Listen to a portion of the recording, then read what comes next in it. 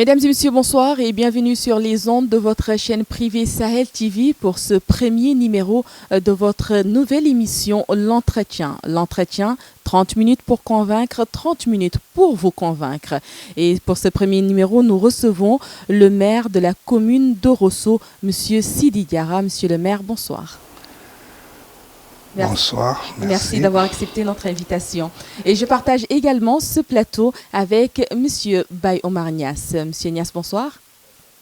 Monsieur le maire, ma première question est, de par vos attributions, quelles sont les réalisations que vous avez menées au sein de la commune de Rosso? Bismillahirrahmanirrahim. وأصلي وأسلم على من بعث رحمة للعالمين وعلى آله وصحبه ومن تبعهم بإحسان إلى يوم الدين. Je vous remercie d'abord pour l'invitation. C'est très aimable à vous de me faire l'honneur d'être le premier invité de votre émission. Je sais qu'aujourd'hui, dans un monde de plus en plus dominé par les communications, les hommes politiques sont très présents dans les médias. En ce qui me concerne, je ne suis pas, en fait, je ne vais dans les médias que quand j'ai quelque chose à dire. Et cette occasion me permet de parler aux Rossois, mais aussi à tous les Mauritaniens. Par rapport à la question, je vais dire que quand j'ai pris fonction, en fait, vu la situation dans laquelle j'ai trouvé en fait la commune, que tous en fait les Rossois connaissent, je peux dire qu'on a fait des réalisations exceptionnelles.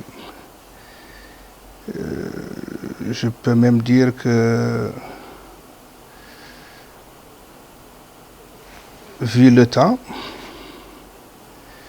en fait 3 ans, le temps qui est très court, qu'on a réalisé pas mal de choses. Oui, monsieur le maire, nous citez quelques-unes de vos réalisations, une ou deux. L'eau, vous savez, Saint-Exupéry dit dans son roman Terre des hommes, parlant de l'eau, il dit l'eau, tu n'es pas nécessaire à la vie, tu es la vie. Donc la priorité pour nous était d'abord de donner accès à l'eau à toute la population et surtout celle qui vit en fait les populations des villages. Donc aujourd'hui il y a une station à Chgara qui sert Rqaiwat et Rabbani et qui passe sous le bras du fleuve pour servir en fait Tezaye, Mbarak Diaw, Mbotche et en fait les deux Mbarak Diaw. Tout à l'heure, on vous a entendu parler, vous avez parlé de 2 actions concrètes dont vous avez mis en place en ce qui concerne l'eau et la réflexion des établissements publics. Maintenant, en ce qui concerne la dynamique locale des ressources financières dont regorge la commune de Rosso, les populations ne sentent pas réellement l'impact de vos actions. Pouvez-vous probablement nous donner des actions fiables auxquelles les populations de Rosso se sentent réellement impliquées et se voient aussi par rapport aux actions, en dehors de l'accès à l'eau et l'éducation dont vous avez mentionné tout à l'heure? Bon, d'abord, je vais vous dire que quand on a pris fonction, on a trouvé que la commune avait des arriérés, avait des dettes de 216 millions d'ouguias. Et ça, aucune commune n'en avait. Des arriérés de salaire, en fait, des fournisseurs qui n'ont pas été payés. Des projets financés par des bailleurs bloqué parce que la contrepartie de la commune n'a jamais été donnée.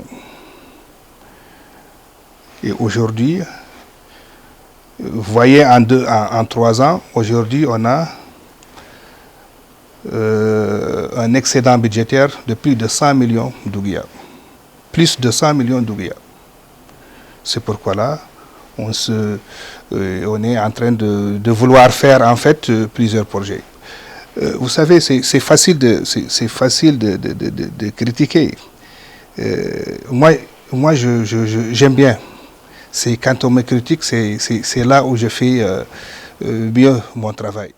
Non, c'est pas des critiques, c'est des réponses auxquelles oui, les citoyens ont réagi sur notre page Facebook. Mais justement, voilà. parce que c'est ça, parce que je les considère un peu... Les critiques, c'est pas toujours mauvais. Hein. Une critique n'est pas toujours mauvaise. D'évoluer, ouais. Pas toujours mauvaise. Et je sais que on ne peut pas plaire à tout le monde.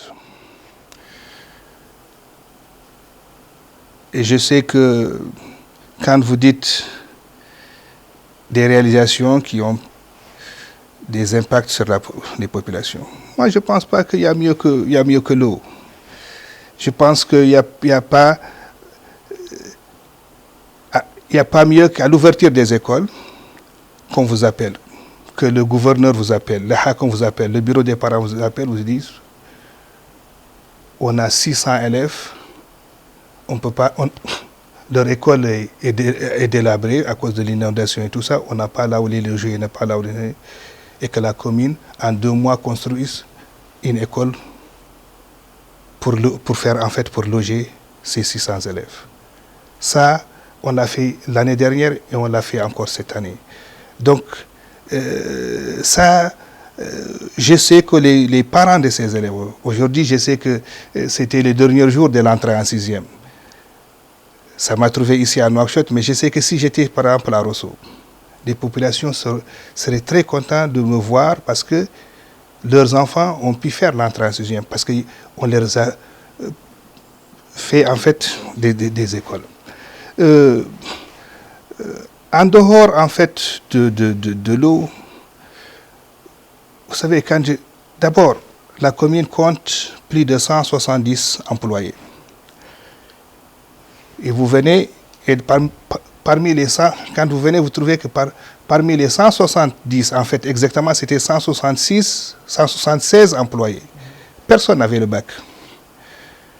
Dans les 176 employés, une masse budgétaire de plus de 8 millions d'ouguiya, personne n'a le bac. Comment voulez-vous travailler? Aujourd'hui, j'ai laissé à Rosso une formation. En fait, il y a une formation faite par des experts pour former, en fait, pendant 4 jours, le personnel communal dans tout ce qui est budget, dans tout ce qui est finance, dans tout ce qui est marché public. On a aujourd'hui des agents de développement local.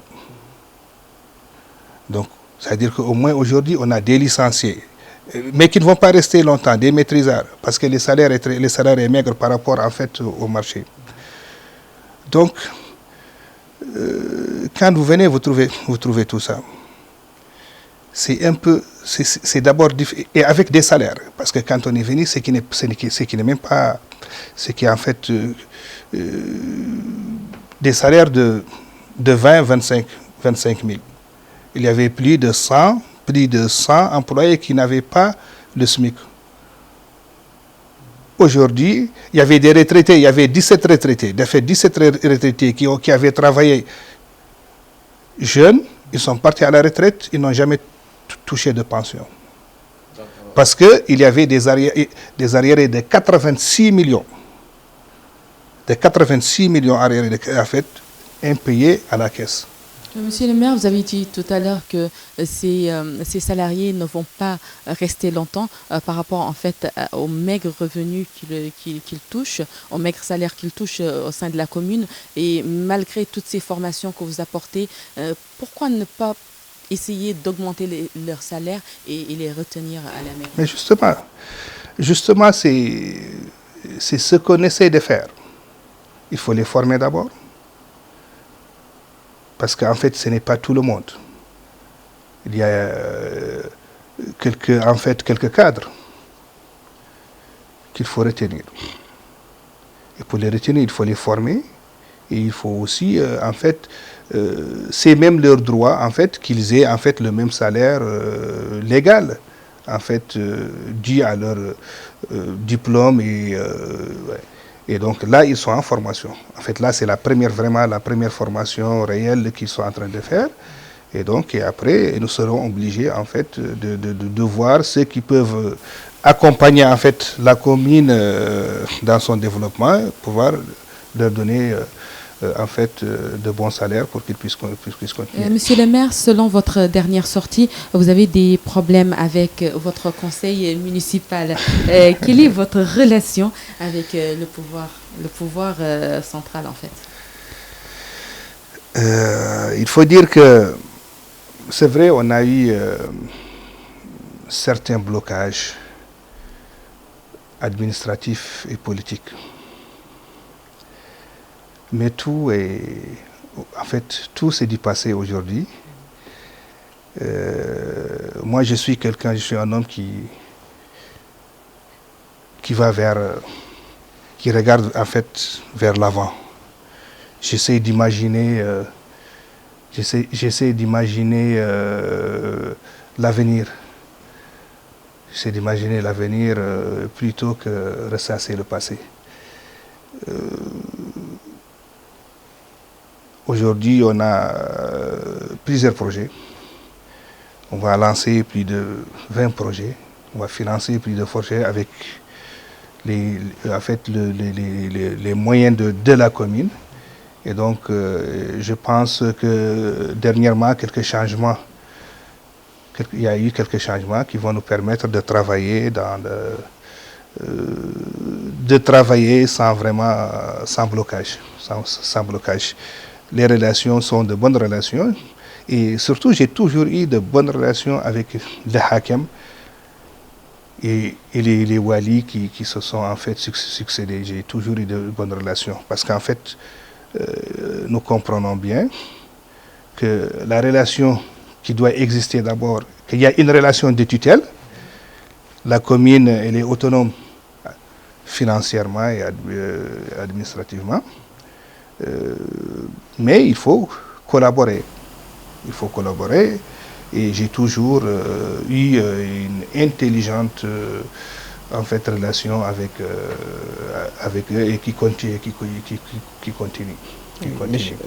Monsieur le maire, vous avez tout à l'heure rebondi sur essayez même de répondre par rapport à la question suivante, c'est-à-dire que certes vous êtes sous la responsabilité de la tutelle, donc on sait que le wali est le hakam. Mais monsieur le maire, de par vos compétences, vous avez 14 compétences auxquelles vous êtes chargé, pilotées au sein de votre commune, et cela aussi fait partie des dérogations, c'est-à-dire des attributions pour toutes les communes ici même en Mauritanie. De par les 14 compétences, je vous ai entendu citer que de éducation eau. Vous avez oublié les voiries, vous avez oublié les marchés publics, vous avez oublié les éclairages, vous avez oublié les abattoirs. Toutes ces attributions que l'État a mis à votre disposition sont aussi génératrices de revenus auxquels le citoyen mauritanien contribue en vue d'obtenir ce service-là. Mais au-delà de ces services, des prestations, vous nous avez aussi parlé de 100 personnels auxquels se trouvent au niveau de la commune. Vu les fonctions, on sait qu'au sein de la commune, il y a qu'au maximum 7-8 fonctions. Le maire, le secrétaire général, les adjoints, le chargé de responsabilité financière. Donc je ne vois pas l'équivalent d'employer 100 personnes au niveau de la commune, et ce qui fait que le budget que vous utilisez est carrément utilisé qu'au niveau de fonctionnement, et au niveau d'investissement, les populations ne sentent pas réellement l'impact de vos actions par la majeure partie du budget utilisé au fonctionnement. Quelles sont les raisons réellement de ce gestion? Je pense que vous ne vivez pas réellement les réalités des communes. D'abord, dans une commune, il y a des communes qui peuvent avoir plus que 170 employés. Parce que d'abord, vous avez parlé de la voirie. Donc il y a des manœuvres, il y a des chauffeurs, et il y a des conducteurs. Et donc tout ça, ça fait une quarantaine d'employés. Il y a les régisseurs. Il faut avoir aussi plus de 40 régisseurs pour recouvrer les recettes. Donc ça c'est... en fait, il y a aussi des employés. En fait, nous, ce qu'on fait, en fait, il y a aussi le social. Parce qu'aujourd'hui, il y a 26 filles de salle. Parce que n'oubliez pas que les postes de santé, les dispensaires, c'est la commune qui les gère un peu. Et donc, il y a 26 salariés, c'est des filles de salle. Si on peut prendre plus, on peut aussi peut-être diminuer un peu, ça dépend des périodes. Ça dépend des périodes. Donc, c'est vrai, j'ai parlé de l'eau, j'ai parlé des écoles et j'ai parlé un peu de la santé. Parce qu'en fait, vous savez, n'oubliez pas que toutes ces compétences-là qu'on nous a accordées, on nous a accordé en fait ces compétences, mais on ne nous a pas donné les moyens. Les moyens qu'il faut. On ne nous a pas donné les moyens. Vous ne pouvez pas... et même aujourd'hui, c'est très clair quand même. Aujourd'hui, la commune de Rosso reçoit 43 321 830 comme fonds régional. 25 993 pour le fonctionnement et 17 millions pour... Autrefois, on l'appelait investissement. Voilà. Depuis l'année dernière, on n'appelle plus investissement, on l'appelle entretien et maintenance et entretien. C'est pour dire que les communes, ce n'est plus de leur responsabilité de construire des écoles, de construire des postes de santé.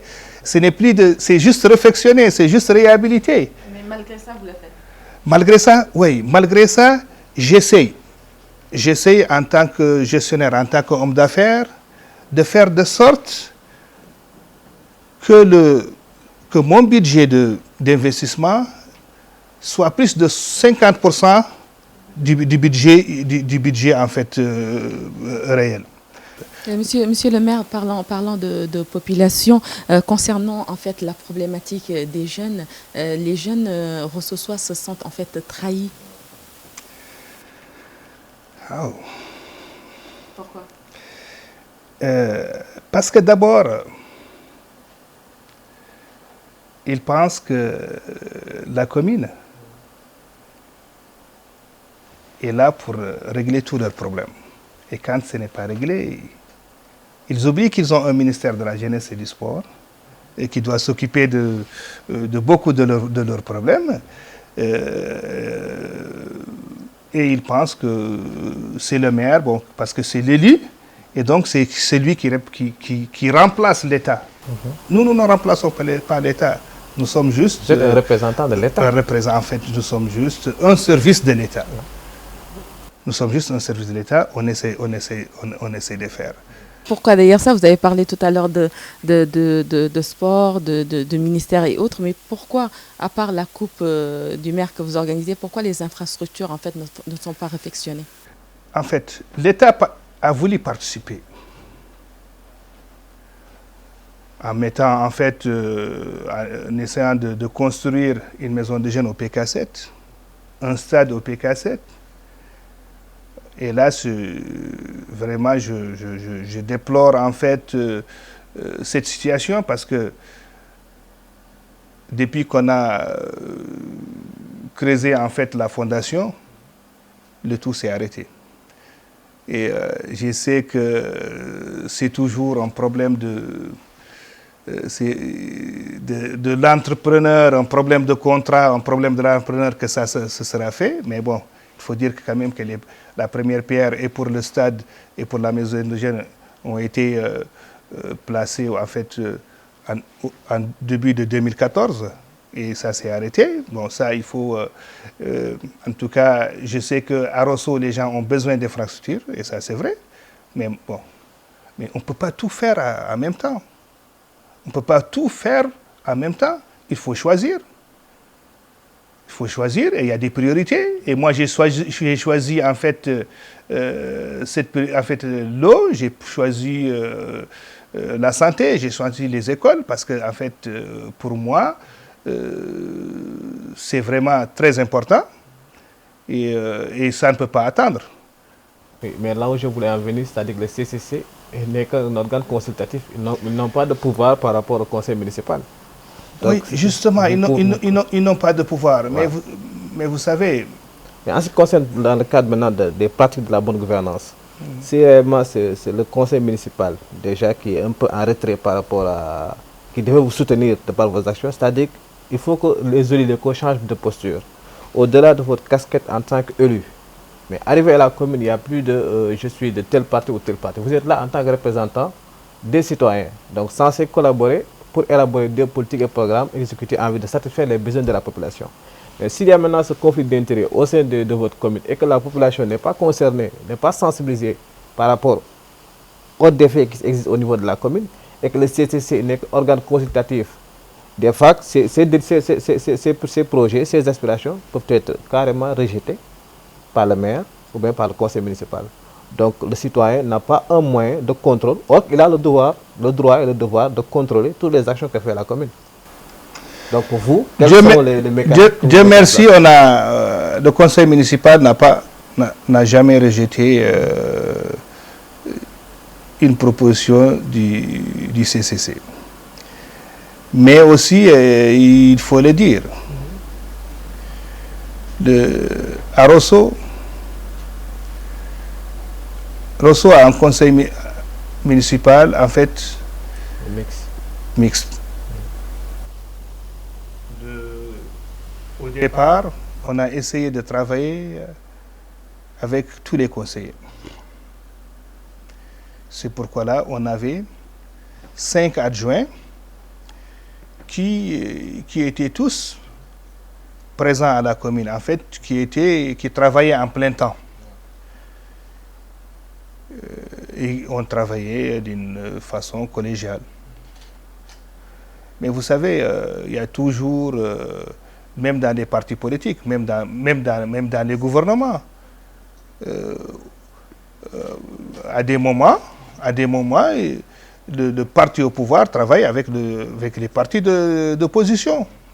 Monsieur le maire, avez-vous en fait réfléchi à un plan de financement d'ensemble tenant compte de tous les bénéfices des différents axes de développement, de la modernisation telle l'assainissement, l'éclairage public, etc. Là, c'est quand même un problème que je partage avec presque toutes les communes. Vous avez vu, Nouakchott. Et pourtant, il y a un ministère pour ça.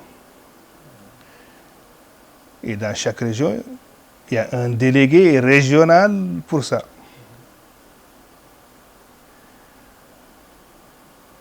Mais la question reste toujours, en fait, on laisse toujours cette tâche à la commune. On est là en train de discuter, je crois que on a fait un atelier avec la Banque mondiale par rapport à la gestion des déchets. Mais Rosso a un problème d'assainissement parce que c'est une ville inondable. Et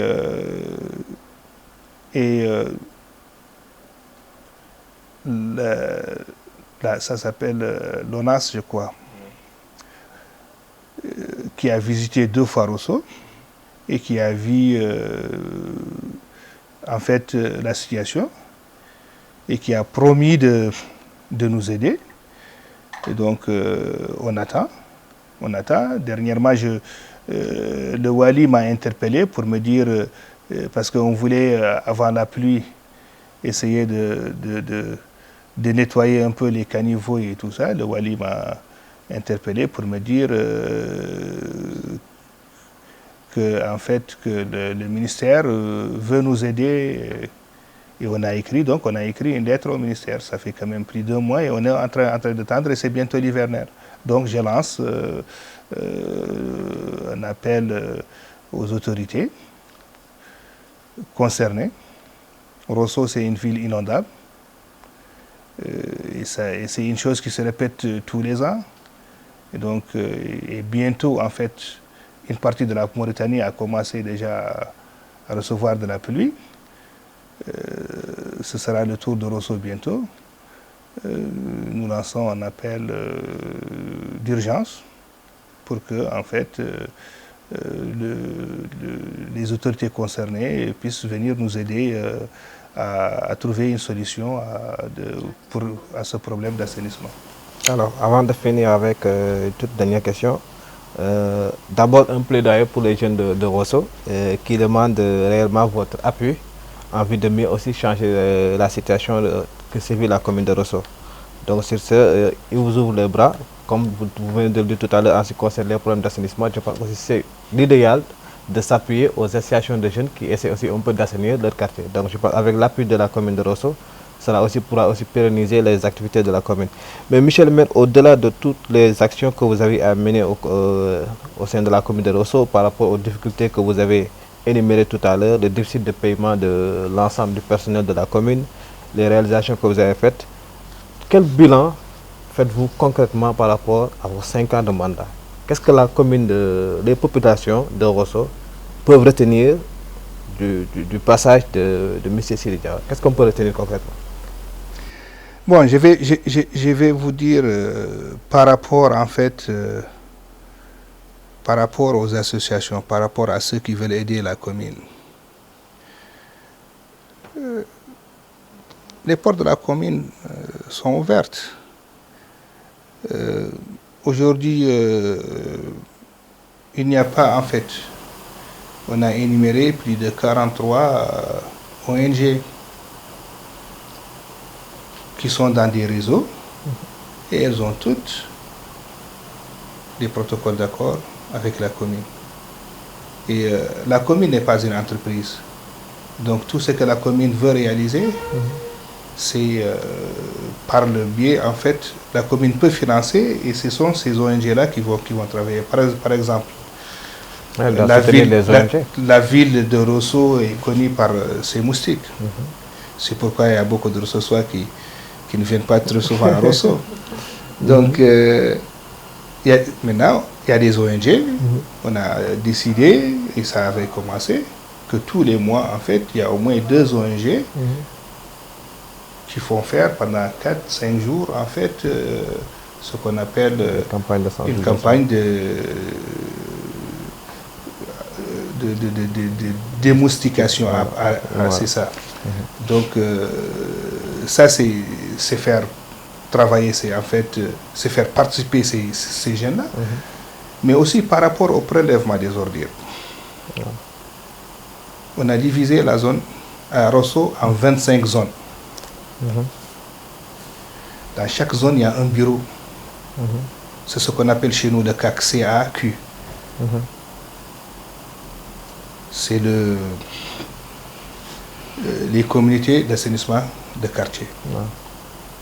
Donc chaque bureau, dans chaque quartier, et souvent un grand quartier est divisé en 2 zones ou 3, ils ont du matériel.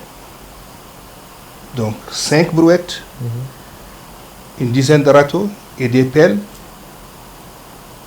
Et donc ça, pourquoi? Parce qu'en fait, ils nous ont toujours réclamé qu'ils veulent nous soutenir. Et maintenant, pour nous soutenir, on ira aussi donner du matériel. Bon, mais vous savez, il y a d'autres qui ont essayé. D'autres regroupements de jeunes qui quittent Nouakchott le week-end disent, parce que ils disent Rosso est sale, et ils viennent en groupe dire on va nettoyer Rosso, la commune ne fait rien, Et ils viennent, ils n'arrivent même pas à faire un jour, ils n'arrivent même pas à rien faire, et ils repartent. Parce qu'en fait, cette tâche, en fait, il faut que, c'est ça, c'est une tâche de la commune. Mais il faut que les populations d'abord soient propres elles-mêmes. Il y a des projets aujourd'hui, si je ne voulais pas garder un peu ma crédibilité personnelle, ces projets ne seraient pas faits. Vous allez parler au GRET des financements. Quand on a un financement et que le conseil municipal décide, en fait, valide, approuve la contrepartie de la commune, on envoie le mandat n'est jamais payé. Donc il faut que moi, personnellement, je paye ou je cherche à payer ça. Et ça, c'est dans plusieurs projets. Les greffes témoins. Par rapport aux chargeurs, par exemple, la moissonneuse batteuse, la participation de la commune était symbolique, était de 5 000 euros. Chez Villari devait donner 120, nous on donne 5 000 euros. On fait un mandat pour 5 000 euros, qui est en fait délibération approuvée et tout ça, on fait un mandat de 5 000. Il n'a jamais été payé. J'ai été obligé je sais pas, d'appeler les régisseurs et de leur dire qu'il faut regrouper l'argent ici et de ne pas verser l'argent au trésor pour qu'on puisse avoir ces 2 millions et payer, parce que j'en avais marre. Parce que les gens ne voulaient pas qu'on travaille. Donc, c'est des situations aujourd'hui que les ressources connaissent, qu'on a expliquées, mais en fait, c'est des situations qu'elles vivent, en fait, ces populations-là. Donc, il y a plein de choses. Hein. Je pense que 30 minutes ne suffit pas pour convaincre. 30 minutes ne suffit pas pour convaincre. Bon, mais il faut faire avec. Et il faut faire avec. Je sais qu'aujourd'hui, comme j'ai dit, je regarde vers l'avant. Je regarde vers l'avant, je veux faire quelque chose. Je veux faire quelque chose. Et je pense que l'État aussi a compris. Je pense que l'État a compris et qu'aujourd'hui, il a décidé de nous accompagner dans ce développement. Parce qu'en fait, la commune n'est qu'un service de l'État. C'est justement ça. Merci, monsieur le maire. Merci de nous avoir reçus chez vous. Merci d'avoir accepté d'être le premier invité de notre émission L'Entretien. Merci beaucoup, monsieur le maire. Merci à vous. Merci également, Baye. Merci d'avoir voulu partager ce plateau avec moi. C'est tout à fait un honneur. On remercie l'ensemble de nos éditeurs qui auront l'occasion de visualiser et de participer aussi à nouveau. Parce que le but, c'est d'inviter des invités de marque qui occupent des postes clés. Maintenant, à travers des postes, partager leur expérience, partager leurs difficultés vis-à-vis de leurs citoyens pour les faire part aussi de leurs difficultés. Et c'est à travers ça qu'on arrive vraiment à mieux connaître l'information et voir maintenant ensemble quelles sont les solutions que nous allons préconiser. C'est tout à fait un honneur de vous avoir invité sur ce plateau et merci beaucoup. Merci, chers téléspectateurs. Merci de nous avoir suivis. Merci de nous avoir accordé votre temps. Votre émission L'Entretien, 30 minutes pour convaincre, 30 minutes pour vous convaincre. On a eu l'honneur de recevoir aujourd'hui le maire de la commune de Rosso, M. Sidi Diarra. Nous vous retrouvons la semaine prochaine sur les mêmes ondes, la même chaîne, votre chaîne privée Sahel TV, samedi 22h30. Mesdames et messieurs, bonsoir.